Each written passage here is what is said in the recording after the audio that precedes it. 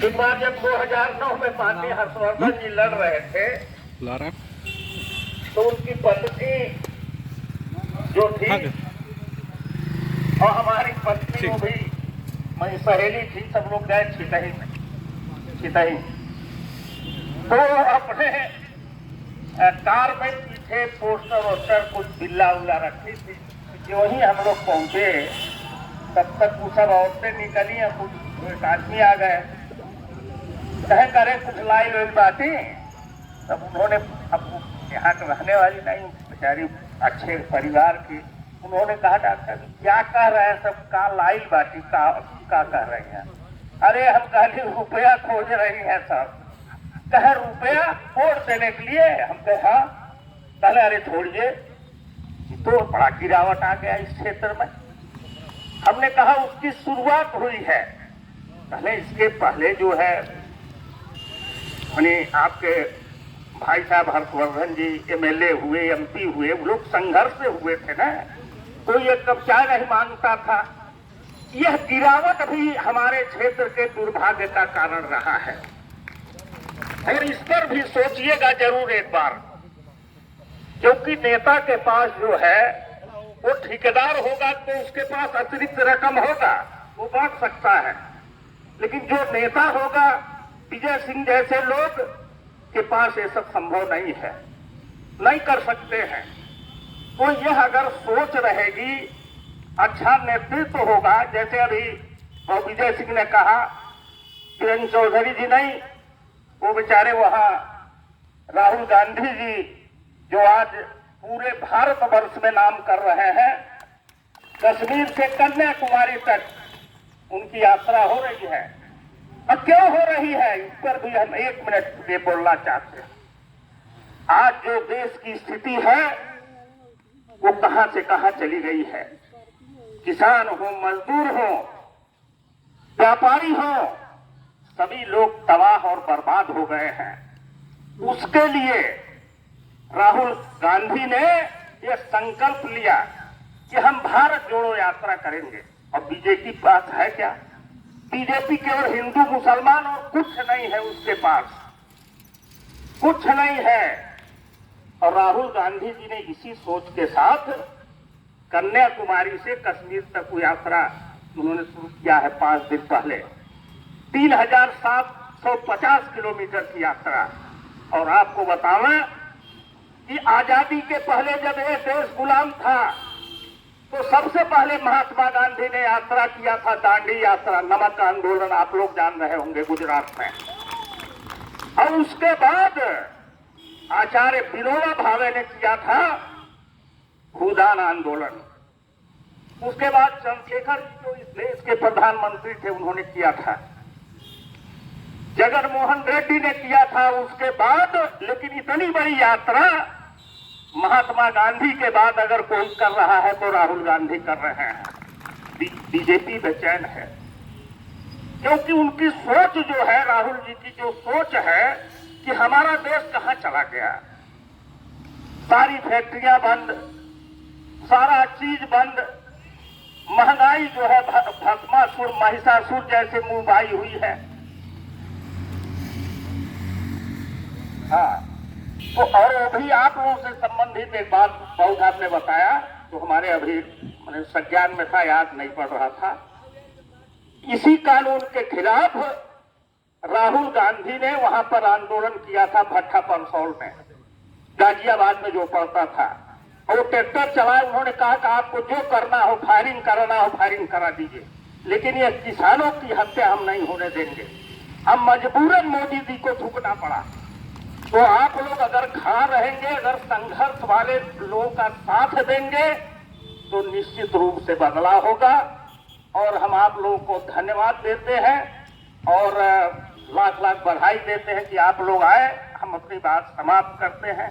जय हिंद, जय भारत। हो गया, आप लोग सौभाग्यशाली। अभी 1 सितंबर से लागू हो गया, 3 साल से रिवाइज नहीं भैया, अभी 1 सितंबर से लागू हुई। पहला तभी तरीका यह है कि जब कोई गांव का सर्किलेट बनता है तो उसमें 4 कैटेगरी बनती है। एक कैटेगरी बनती है व्यावसायिक, हिसाब दुकान का रेट की रही वर्ग मीटर, और जो 9 मीटर के ऊपर कि सड़क जिसे एनएच हुई या एनएचआई हुई, इसका रेट अलग रहेगा। राष्ट्रीय राजमार्ग इसको कहा जाए, चाहे आप नेशनल हाईवे कहीं कुछ भी करें। दूसरा क्या है, जो संपर्क मार्ग है पीडब्ल्यूडी का, उसका रेट अलग होगा। तीसरा खरंजा मार्ग का रेट अलग होगा। चौथा कच्चे मार्ग का रेट अलग होगा। और पांचवा जो कृषि योग्य भूमि है उसका रेट अलग होगा।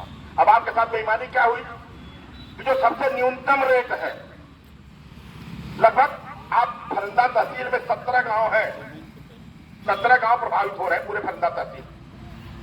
और जो एवरेज उनका है वो 54 लाख रुपया हेक्टेयर जो एवरेज बनाया गया वो उस हिसाब से बना।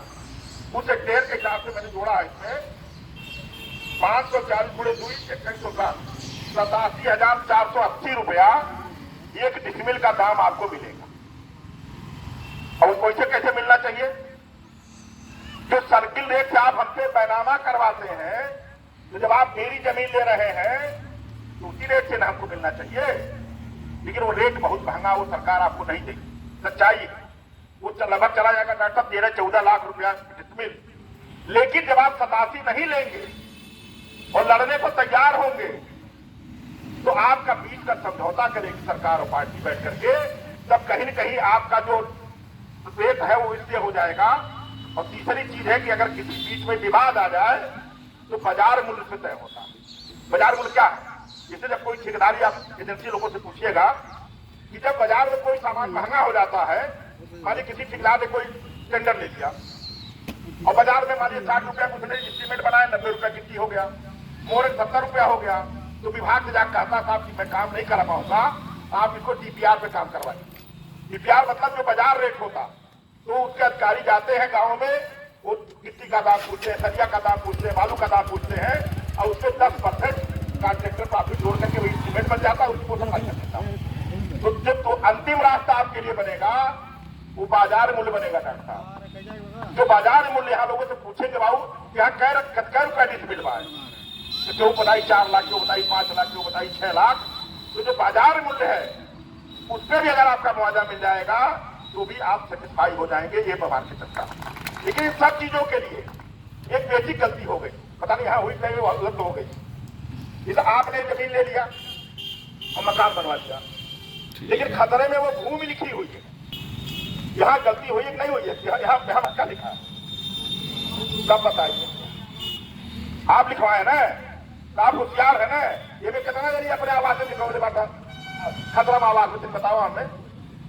अरे आप 2-3 लोगों का होगा ना, बाकी लोगों का नहीं होगा, नहीं होगा। वो ये सबसे बड़ी फलाह है। तो आप बताइए कि जिस जमीन पे मकान बना है वो जमान का पहलू वो दे रहे हैं और नीचे कृषि भूमि कैसे हो? ये तरीका ये होना चाहिए कि हर साल, आप तो प्रधान रहे हैं, ये प्रधान है वर्तमान में, वो प्रधान रहे हैं, 3 बार फसल की पैमाइश होती। एक बार रबी में, रबी मतलब जानते हैं जब गेहूं हो जाए, चना हो जाए, अरहर हो जाए, मटर हो जाए, ये कुछ सीजन में। दूसरा खरीफ में जो इस समय चल रहा है, जैसे धान हो गया, मक्का हो गया, आपका ये मूंगफली हो गया, आपका ये क्या कहते हैं तिल सब हो गया, ये खरीफ हुआ। और जायद कौन हुआ? जब बाघ आता है, जब बागी में मौसम आवाला तो जायद कहेगा। और जब तीनों का हो जाता है प्रशीवन के बाद, साल में एक बार उस गांव के लेखपाल की जिम्मेदारी है जो खतरे में तरमीम करके लिखेगा कि हमारे जमीन में पेड़ है कि मकबरा है कि मस्जिद है कि मंदिर है कि मकान है कि दुकान है कि फैक्ट्री है। अब मुझे लगता है कि 90% लोगों का ये नहीं दर्ज है। अगर नहीं दर्ज है तो कैसे क्लेम करिएगा कि जरा आप बताइए, आप कैसे कहेंगे कि आपको कृषि भूमि नहीं है? वो तो मेरी आवासीय भूमि है, हम उसी पर आवास बनाए हुए हैं। तो पहली लड़ाई ये होनी चाहिए कि आप लोग एक थे प्रधान जी, आप सब लोग जान लीजिए, 3 लोग जिन लोगों का है सबकी क्षति होनी आपसे। आज देखिए लक्ष्मीपुर के लोग आए थे, मैंने उनको प्रत्यावेदन बनाया। एक प्रत्यावेदन बना करके बुधवार को यहाँ एसडीएम को दिया जाए कि साहब इस तरह की परेशानी है और मैं मुझको 50 साल 20 साल 15 साल 10 साल मकान बनवाए हो गया, लेकिन लेखपाल द्वारा अभी तक हमारे खतरे में हमारी नौयत नहीं बदली गई है, आज भी मेरा कृषि योग्य भूमि लिखा गया।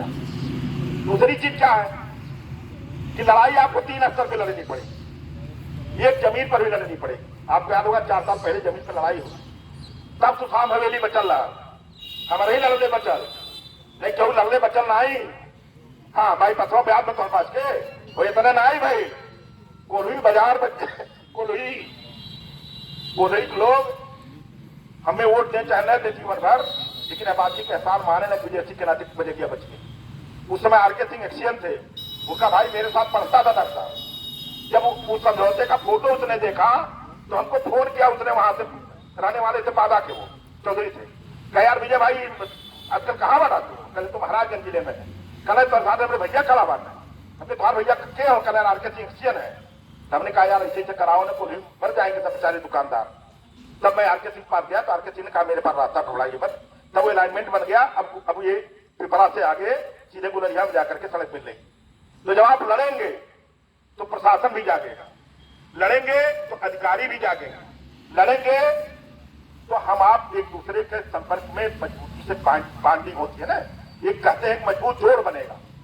अब मजबूत जब जोड़ बनेगा तो ही सफलता के रास्ते में देगी। और चिंता करने की जरूरत नहीं है। कोई व्यक्ति यानी चाहे नहीं कोई भी ठेकेदार आपकी जमीन को जबरन किसी कीमत पर नहीं ले सकता, नहीं ले सकता, नहीं ले सकता। आपको खड़ा होना पड़ेगा। डॉक्टर चौरसिया भले 3 दिन दौड़ लें, 3 दिन डॉक्टर साहब दौड़ के सबके चनाक नहीं ले, लेकिन वो करे खातिर तुम्हें कहे मेरी डॉक्टर साहब हमारे साथ अन्याय हो, दावा दे दीजिए, सामने खड़ा हो तो तू बाद में खड़ा हो, हम पहले खड़ा हो, लेकिन वो करे खातिर माना बन के तुह का आवेग बनी कि सिपाही देखे और पिछवाड़ा ले लेवा तो खोज लेवे करिए, क्योंकि जो पैसा तुम्हें देवे 100 करोड़ वो कर जगह 3 करोड़ दिए में स्पीड दे दिए, खेल खत्म हो जाए, सोटा करावे लगी है। लेकिन कांग्रेस ने आपको एक छत दे दिया, सारी छतरी दे दिया। उस छतरी का लाभ यह है कि कोई भी निर्माण एजेंसी चाहे एजेंसी हो चाहे कुछ भी हो, वो आपसे जबरन आपकी जमीन नहीं। अब रहा सवाल, सबसे पहले आपको यही करना है कि बुधवार को बृहस्पतिवार जब भी आपको समय मिले, जो लोग भी प्रभावित लोग हैं उनको लेकर के आइए। मैं उसको बैठ के एप्लीकेशन भी बना किया है। मैं देख रहा हूँ पहले आप एसडीएम क्या दीजिए कि साहब लेखपाल को एनएचआई से लगवा कर मेरा सर्वे कराइए। दूसरा मामला क्या है, हम इसको लिखा पढ़ी करेंगे ठीक ढंग से, और किसी को अच्छा नोटिस मिल गई नहीं मिल गई आप लोग को नहीं मिल गई तो कोई भी आदमी नोटिस नहीं लेगा। नोटिस के पहले समझौता होगा। उनसे कहिए चार्ट लेके आइए, यही बैठिए सबके सामने, हमको बताइए मेरा क्या डिस्प्ले पड़ रहा है और क्या रेट आप देंगे। भाई हम लिखवावे जा 70 रुपया वर्ग मीटर रही, आज हम मुआवजा पाए तो 5400 रुपया हेक्टेयर ले, हम 54 लाख रुपया हेक्टेयर। तो अगर आप लड़ेंगे तो मैं नहीं कहता कि आपको 12 लाख 14 लाख 15 लाख मिलेगा, लेकिन बाजार भाव आपको जरूर मिलेगा। इसके लिए आपको थोड़ा सा तैयार होना पड़ेगा। लेकिन एक जान लीजिएगा एक बात, अभी डॉक्टर साहब ने कहा कि पैसा लगेगा, कुछ नहीं लगेगा। जो कहता है झूठ बोलता। कुल 10 से 12 हजार रुपए में हाईकोर्ट में मुकदमा हो जाए। अभी देखिए धानिक लोग आ जाए थे, मैंने इनके सामने उनके साथ से बात किया, उन्होंने 20,000 कहा, हमने कार्य कम करा दीजिए, वो 12-14 हजार में तैयार है। हाईकोर्ट से उसको आदेश होने जा रहा है, तो कोई बहुत बड़ी बात नहीं है। अब मैं आपसे कह रहा हूं कि अगर आपको लगेगा कि नहीं साहब उस लड़ाई में हम नहीं दे सकते, तो मैं आपके बीच में कह रहा हूं मैं पैसा देकर के आप लोग ऑर्डर करवा दूंगा। इसमें बहुत बड़ी बात है आपके पास है। लेकिन अपने हक के लिए पहले लड़ना सीखिए, और लड़ने के लिए जुटना सीखिए, और जुटने के लिए पहले आपस के सामंजस्य बनाइए। जैसे कोई आदमी अगर इनके पास आता है तो ये सबसे कहे बात, राजनीतिक बुद्धिमत्ता भूल के बात कहें कि बाबू फलनवा इलाल हमने कहा था इलेक्शन बात है, करोड़ गया इलाल। इसलिए उनका काम है आपके बीच में दरार डालना, उनका काम है आपके बीच में फूट डालना। जहां जिन गाँव में फूट डाल दिए लोग, वहां कहानी दूसरी हो गई।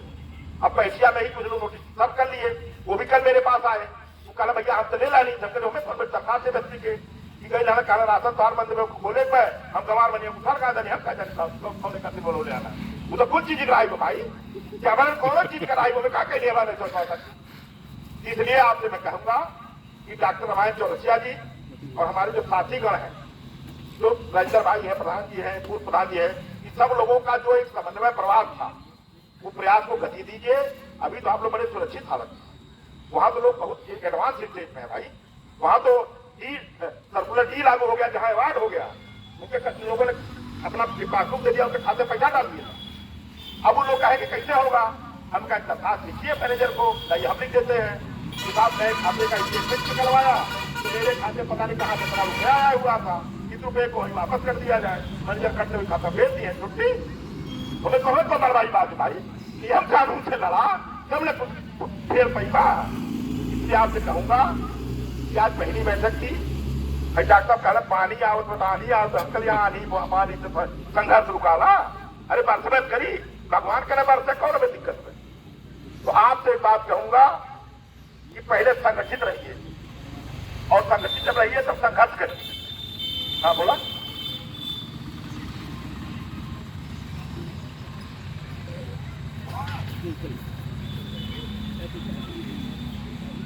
देखिए जान ले, लेकिन कागज हुई दही मिली वो हमें दोनों परिवर्तन आई। हाँ ये आदमी आपको सहमति दे दे, वो या तो जो जमीन वाले हैं वो ईमानदारी सहमति दे दे, साहब हम इतने दिन पहले मैंने इसको जो है उसका नामा या फलाना ढमाका करके इसको जमीन लिख दिया, तभी हो पाए। पापा वो सोए काट गया था। क्यों आबादी का कोई कानून है नहीं रखता? जब पापा बोल रहा तेरे काट गया था। अरे हमारा बहुत पुराना साथी हमारे वाले देखिए वो विषय थोड़ा समझना पड़ेगा। हमको उतनी जानकारी नहीं है कि उसमें क्या हो सकता है। एक तो क्लियर कट मामला उससे आप जेल जाइए। जहां तक हम लोग का सवाल है, हम तो भाई ईमानदारी से लड़ने वाले आदमी। आप लड़ोगे तो हम आपसे 2 कदम आगे लड़ेंगे, आप नहीं लड़ोगे तो हमको तो नहीं लेना, हम अपने घर रहेंगे। हमको क्या जाना महाराज, हमें जब लड़ेंगे तो तनवा लड़ेंगे। भाई न तनवा मनी आवे तब फिर हम कदम और ज्यादा चलम। आप करते तो भाई समझिए भलुआ भाई हमारी मदद तो आप लोगों के लिए समझिए एक सहयोग है। डॉक्टर साहब और सभी भाई जैसे लोगों के लिए सहयोग। इसलिए मैं आपसे कहूंगा कि संघर्ष करने के लिए एकता बनाइए, एक रहिए, किसी दलाल से बचिए। एक पैसा आपका खर्च नहीं होगा, कहीं दौड़ धूपना होगा तो हम लोग आपकी मदद करेंगे, चलेंगे। जो गरीब आदमी रहेंगे उनका स्थान भी दे दिया जाएगा, बिना किसी लाग लपेट के, बिना किसी प्रलोभन के। आपसे बात कहूंगा कि मजबूत रहिए। इनकलाब जिंदाबाद, किसान एकता जिंदाबाद, किसान एकता जिंदाबाद। अपना हक लेके रहेंगे, अपना हक लेके रहेंगे, अपना हक लेके रहेंगे। जय हिंद। अभी आपने विजय सिंह एडवोकेट जी की बातों को सुना, और एक चीज वो थोड़ा भूल गए। उन्होंने एक चीज और कहा है कि आपके इस मामले को यहाँ के जो क्षेत्रीय विधायक हैं, अरे देखिए आप भूल गया, असली बात उनसे मेरी बात हुई है। मौसम में राहुल जी के उसमें है, पदयात्रा में है, लेकिन 19 तारीख से विधानसभा चल रहा है। तो मेरी उनसे डिटेल बात हुई है, उसपे हम लोगों ने लिखा पढ़ी भी कर दिया है। ये विषय आपका यहाँ के जो विधायक है माननीय वीरेंद्र चौधरी जी, चूंकि अपने दल के नेता भी है कांग्रेस के, या 19 से लेकर के 23 तक जो विधानसभा है उसमें वो प्रमुखता से उठाएंगे। ये बात मैं कहना आपसे भूल गया था, इसलिए मैं आपसे कहना चाहता हूं कि एक बार उनको भी, उनका भी स्वागत करिए कि उन्होंने रहते हुए भी आपसे उन्होंने कहा कि नहीं उस विषय को उठाऊंगा, आप जैसे चाहिए कि विधानसभा में उठाऊंगा, शासन प्रशासन से इस बात पे अपनी बात रखूंगा। ये बात मैं भूल गया था। धन्यवाद। अब हम चाहेंगे कि अभी आप लोगों ने सुना संघर्ष के बारे में, तो संघर्ष ऐसी चीज है जिससे बहुत कुछ मिल सकता है। तो हम ज्यादा समय न लेके, हमारे बीच में रवि श्रीवास्तव जी हैं, पत्रकार हैं और संवाद संस्था से जुड़े हुए हैं, और एक इस संस्था के जो संयोजक हैं जयप्रकाश लाल जी, जो आनंद नगर के पहले चेयरमैन रहे। उन्होंने आंख का ऑपरेशन कराया है, इस नाते वो नहीं आ पाए। अब हम चाहेंगे कि उनके जगह पर रवि श्रीवास्तव जी इस बारे में अपना बात रखें। रवि श्रीवास्तव जी।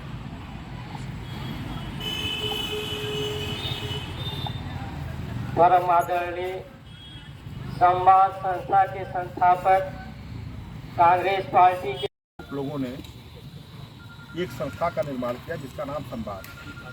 संवाद समाज के उन सभी विषयों पर अपनी बात रखता है जो राजनीतिक दल से अधूरे हो जाते हैं। जहाँ तक राजनीतिक दल के कार्यकर्ताओं की सोच नहीं पहुँचती है, वहाँ संवाद अपनी बात को रखता है। आज उसी के विषय में, क्योंकि यहाँ के प्रभावित जो किसान हैं वो भी हमारे परिवार के सदस्य हैं, और उनकी एक बड़ी मूलभूत समस्या है कि जिस जमीन पे वो बरसों से बसे हुए हैं, आज तक खतरे में उनका नामकरण नहीं दर्ज हुआ है। और जो राष्ट्रीय राजमार्ग प्राधिकरण है, जो भारतमाला परियोजना के तहत यहाँ की निर्माण इकाई है, उसने जबरन धोखे से दलाल लगा करके अब ये व्यवस्था बनानी शुरू कर दी है कि लोगों का जमीन औने पौने पे ले लिया जाए और अपना निर्माण कार्य कर दिया जाए। उसी में के विषय में आज जागरूक किया गया है और आंदोलन के लिए लोगों को तैयार किया गया है। और यदि इसमें शासन प्रशासन इनकी मदद नहीं करेगा तो इसको बृहद आंदोलन चलाया जाएगा और इनका तब तक आंदोलन रहेगा जब तक इनका उचित मुआवजा नहीं। लोगों ने एक संस्था का निर्माण किया जिसका नाम संवाद।